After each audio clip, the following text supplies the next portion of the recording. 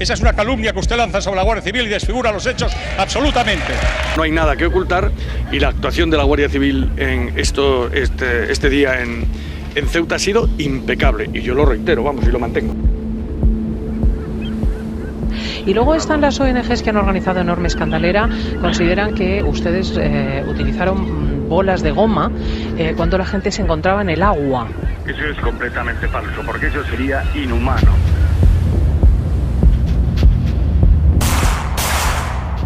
És una arma d'últim recurs, és una arma militar, pensada originàriament per un conflicte armat. Ils tiraient directement sur les gens, ou ceux qui sont dans l'anti sur eux, et c'est comme ça que la majeure partie se noie dans l'eau.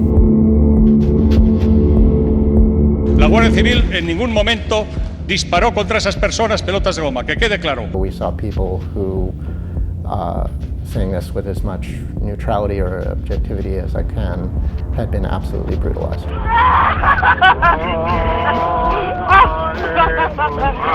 Habéis sido injustamente criticados por hacer nuestro trabajo. Defender la integridad del territorio español ante el intento de entrada de centenares de inmigrantes que al asalto y con violencia procuraban acceder a nuestro territorio violentando la frontera.